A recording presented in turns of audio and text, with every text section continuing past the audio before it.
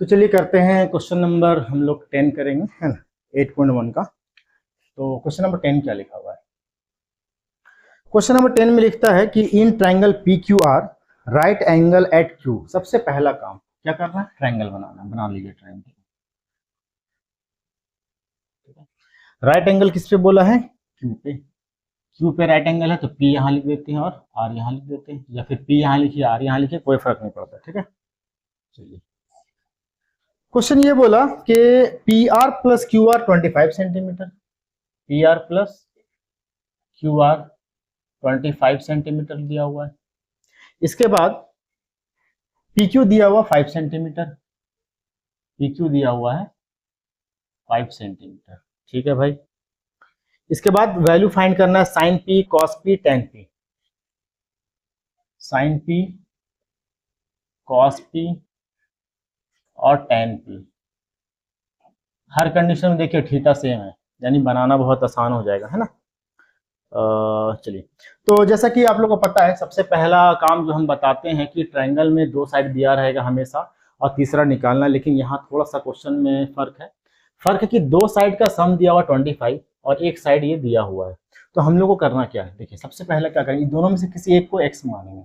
Late P R equal X. चलिए, P R को x मान लिए तो पी आर को x माने तो क्यू आर कितना हुआ? देखिए, दो चीज का सम है दिया हुआ, एक पता है तो इसको इधर भेजेंगे तो माइनस होगा तो दूसरा वाला निकलेगा ना। अगर पी आर को x माने हैं, मान ले पी आर को x माने, क्यू आर को क्यू आर रहने दिए, इक्वल में 25 है, तो क्यू आर को हम लोग क्या लिख सकते हैं? 25, एक्स इधर जाएगा तो माइनस एक्स, यानी 25 माइनस एक्स, यानी क्यू आर को हम लोग लिख सकते हैं 25 माइनस। चलिए, ठीक है, ये समझ में आ गया। ये तो डायरेक्ट होना चाहिए बट समझा दिया आप लोग को। इसके बाद हम लोग क्या करेंगे? एक्स का वैल्यू फाइंड करेंगे। किस तरीके से करेंगे ये ध्यान से देखना है। चलिए, तो सबसे पहला काम कि आप लोगों को पता है कि पी आर हाइपोटेनियस है। ये फॉर्मूला पता है ना, H square equal P square plus B square होता है। चूंकि यहाँ पे पी ही है, थीटा में पी है, तो पी को लेके ही हम चलेंगे। तो हाइपोटेनियस तो चेंज होता नहीं है ना। हाइपोटेनियस क्या है? पी आर है। तो हाइपोटेनियस की जगह लिख देंगे हम लोग पी आर का स्क्वायर। परपेंडिकुलर किसको लेंगे? एंगल पी बोल रहा है हर जगह पे, ये वाला।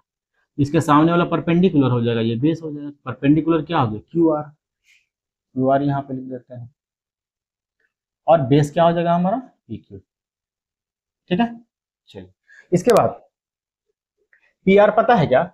पी आर पता है, कितना है? एक्स है, एक्स का स्क्वायर हो गया इक्वल क्यू आर भी पता है, कितना है? 25 माइनस एक्स का स्क्वायर प्लस पी क्यू कितना है? 5 सेंटीमीटर। 5। ओके, अब एक्स का स्क्वायर तो पता ही, एक्स स्क्वायर ही होता होगा और यहाँ पे ब्रैकेट डाल दीजिएगा। और यहाँ पे देखिए ए माइनस बी का होल स्क्वायर है, तो ए माइनस बी का होल स्क्वायर का फॉर्मूला क्या होता है? ए माइनस बी का होल स्क्वायर क्या होता है? A square minus 2ab plus B square. ये फॉर्मूला याद रखेंगे। ए की जगह 25 है, यानी 25 का स्क्वायर, माइनस 2ab लिखा हुआ, यानी 2 इंटू ए के जगह पे 25, बी के जगह पे एक्स। ए के जगह पे 25, बी के जगह पे एक्स।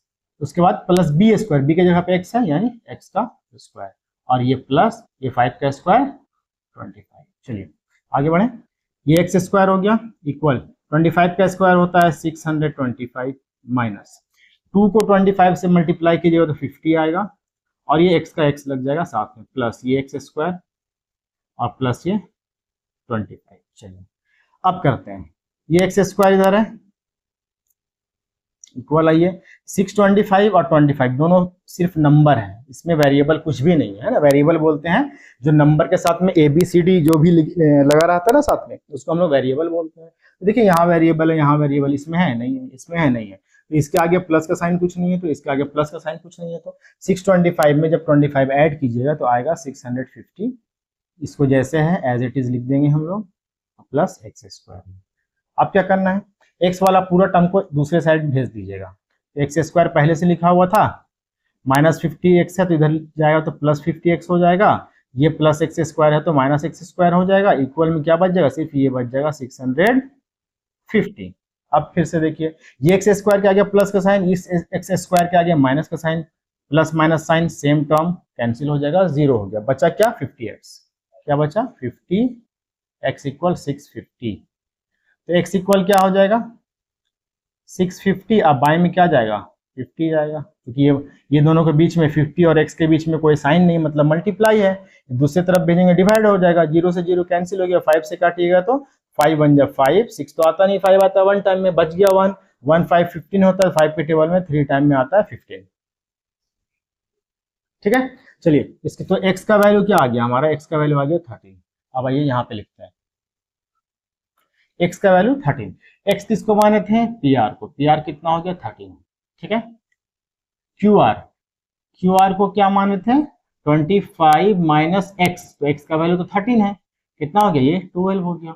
और एक तो हम लोग को पता ही था, pq पता था, pq कितना है 5। चलिए अब बढ़ते हैं आगे, क्वेश्चन क्या लिखा हुआ, क्वेश्चन निकालना है साइन पी, थीटा कहीं पे चेंज नहीं हो रहा है ना, तो साइन पी, चलिए साइन पी आते हैं, पी आर कितना है, इसे चलिए लिख देते हैं, साइन पी बोला ना, पी यहाँ पे है, तो साइन होता है पी बाई एच, क्या होता है पी बाई एच, तो साइन पी, पी यहाँ है, पी के सामने वाला क्या हो जाएगा परपेंडिकुलर, यानी परपेंडिकुलर हो गया क्यू आर, और हाइपोटेन्यूज जैसा कि मालूम है कि वो चेंज नहीं होता, तो हाइपोटेन्यूज क्या हो जाएगा पी आर हो जाएगा। तो क्यू आर का वैल्यू क्या है भाई 12 है, और पी आर का वैल्यू क्या है 13 है, यानी साइन पी का वैल्यू हो गया 12/13। इसी तरीके से कॉस का देखेंगे, कॉस पी, तो कॉस क्या होता है बी बाई एच, क्या होता है बी बाई एच, पी बोला, पी यहाँ है, सामने वाला परपेंडिकुलर, तो दूसरा वाला क्या हो जाएगा बेस, यानी बेस क्या हो गया पी क्यू हो गया, और हाइपोटेन्यूज क्या हो गया पी आर हो गया। पी क्यू कितना है, देखिए यहाँ लिखा हुआ 5, पी आर कितना है यहाँ लिखा हुआ कितना है 13, यानी कॉस पी का वैल्यू 5/13 हो गया। इसी तरीके से tan पी, tan तो पता है क्या होता है पी बाई बी, पी बोला फिर से देखेंगे, पी यहाँ है तो सामने वाला परपेंडिकुलर, यानी क्यू आर परपेंडिकुलर हो गया, और पी क्यू क्या हो गया बेस हो गया। क्यू आर कितना लिखा हुआ है, क्यू आर देखिए यहाँ पे लिखा हुआ है 12, अब पी क्यू कितना लिखा हुआ 5, यानी 12/5। ये तीनों हम लोग का निकल चुका है, उम्मीद करते हैं समझ में आया होगा। तो बढ़िया से देख लें, स्क्रीनशॉट ले लें, पसंद आया तो लाइक करें और ज़्यादा से ज़्यादा लोगों तक शेयर करें, और मेरे चैनल को सब्सक्राइब करें। Thank you so much. Next video में हम लोग करेंगे क्वेश्चन नंबर 11। Thank you.